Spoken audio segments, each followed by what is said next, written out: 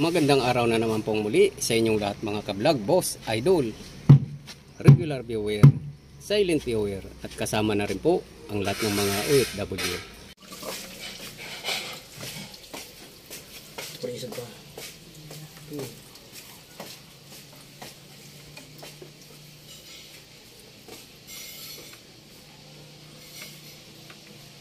Wala ba yan?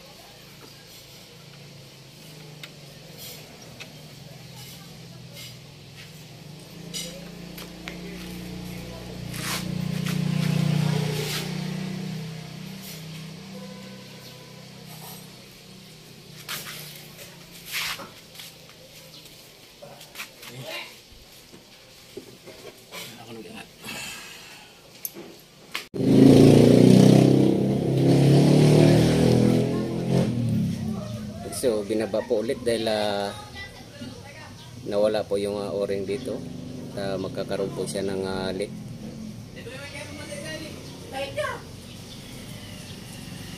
So lumang-luma na po itong radiator na to kasi kung gusto po ng mayari ay repair lang. So pina-repair lang po siya.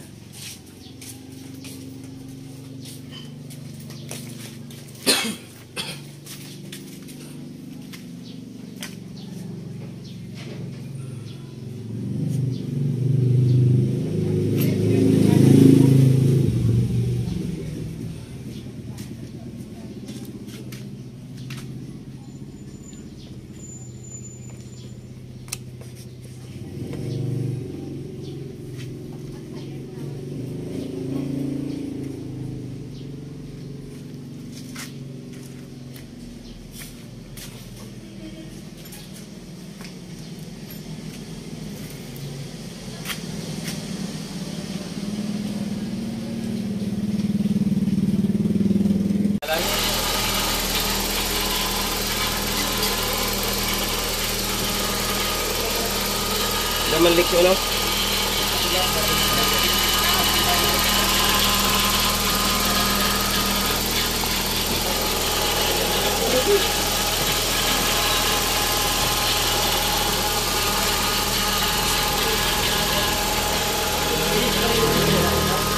bali siniras po kasi MT90 po yung original niyang battery.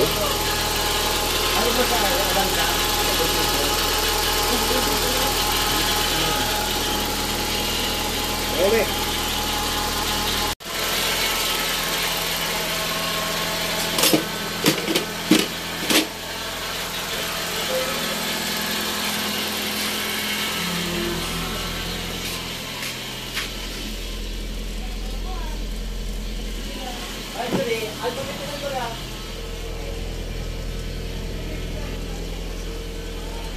So ayan na po, para testing na po siya. So painit-initin lang po muna para malalaman po kung may leak pa siya o wala.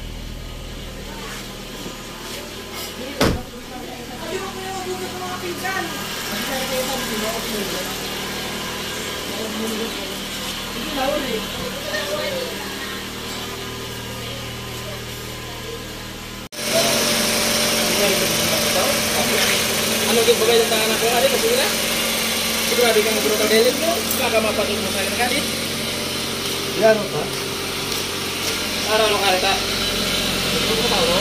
Diba, wakit na sa bago lang. Ha?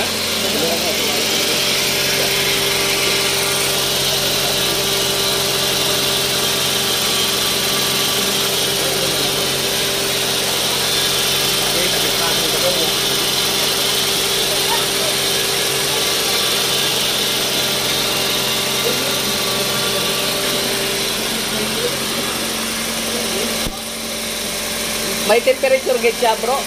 Mayroon? Dito mo nga ng ano? 3,000 RPM or 2,500. Yung RPM para makita natin kung mag-overheat.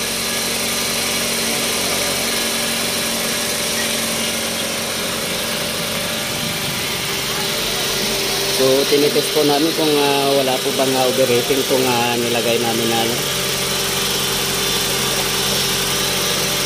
Mga 2,500 RPM.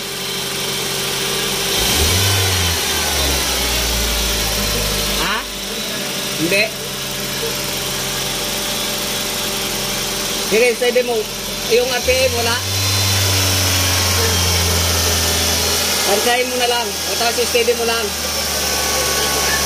Para makita natin kung may ano.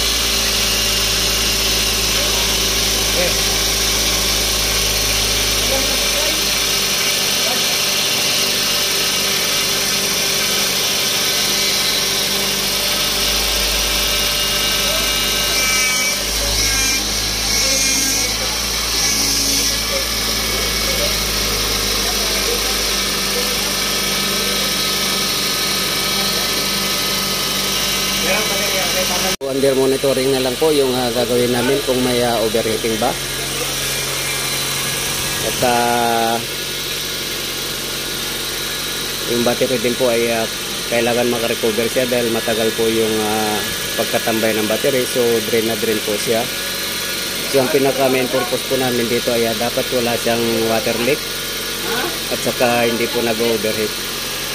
So hanggang dito na lang po ang video kong ito. Please like, subscribe na lang po and hit notification bell para sa susunod na mga video. God bless all po.